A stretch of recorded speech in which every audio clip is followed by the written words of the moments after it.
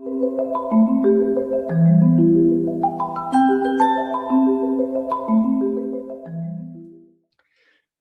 I want to say something difficult to start. Okay, and I'm going to talk about this next week in depth because we're going to do next week 1 week on sense making of conspiracy theories. Are conspiracy theories important? Are they valid? Right? Should we be, everyone on this call has heard lots of theories, right? Other than the virus started in the Wuhan market in China, right? Because of fundamental lack of sanitation and jump from animals to human beings. I believe that part of the story is correct, but there's all sorts of other stories happening out there. Are they valid or are they not valid? How do we look at them? It's enormously important because our information ecologies are broken. And when our information ecologies are broken, there's a failure of intimacy. We can't talk to each other. We can't share information. We don't know what to trust. When there's no trust, there's no intimacy. So we're going to talk about that. That's next week's church, sense making on the information ecology. What can we trust, right, on conspiracy theories? I want to just begin this week, though, by referencing something, okay? And this is a bit trusting our government's an issue, Tina, absolutely.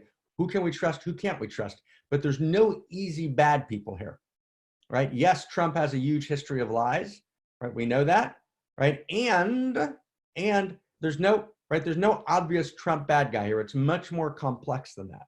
We have to know. But there are bad actors in the story. And the bad actors are not the American people or the Chinese people. Chinese people are awesome and beautiful. But the Chinese Communist Party is a bad actor. And I need to say it clearly. It's one of the things that the liberal community is aware of. Barack Obama was deeply aware of it, but everyone's afraid to say it for lots of reasons. And part of it is the refusal by liberalism to actually recognize evil. The liberal communities actually backed Stalin for many, many years. And it was tragic, right? Russian communism was responsible for probably twice as many brutal deaths as the Nazis. Okay? This is a big deal. And I want you to get this, everybody. It's a very big deal, right? The Chinese Communist Party in this story, right, is evil, right? I'm going to talk about it more next week. Right? And evil is a failure of intimacy. And I'm not talking about the individual people. The individual people are acting evilly, but the Chinese Communist Party, right, has actually killed millions of people in China and is acting aggressively around the world. This is unbelievably important to understand. And one of the things that the United States has historically played a role in, funding NATO, funding the United Nations, has been to be a bulwark against communism. Now, were there tragedies in the Cold War? There were. Do we need to transcend the Cold War? We did. Was Gorbachev an awesome move forward? He was. Did my friend Michael Murphy do great citizen diplomacy, right, in Russia during the Cold War? He did. Are Russians beautiful? Of course. But that's not the point. The point is that there's actually groups that come together that coalesce around negative intimacy. They coalesce around a drive for dominating power.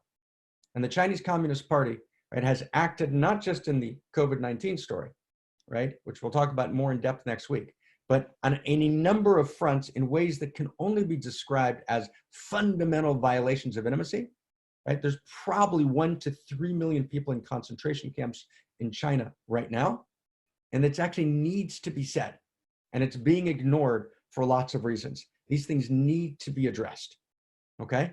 And I'm going to actually talk about this now in a bigger context right now, because essentially what the Chinese Communist Party is doing is acting out of what's called ethnocentric interest.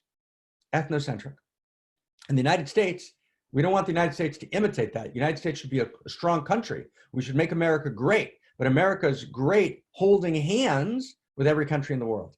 Does everyone get that? Intimacy means that there's shared identity, right? There's shared identity in the context of relative otherness, meaning individual nation states are beautiful. Does everyone get that? Individual nation states are totally beautiful, right? It's not enough just to love everyone.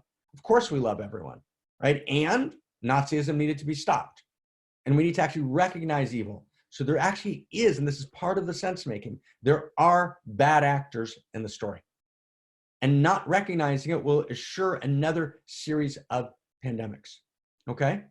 So, and what the Chinese Communist Party is doing is expressing the shadow of ethnocentric intimacy. I'm committed to my nation, the power of my nation, to my people, and anyone outside of my circle is an other to be dealt with as an instrument, as an it, not as a full equal human being. All right, so that's really important to understand, okay?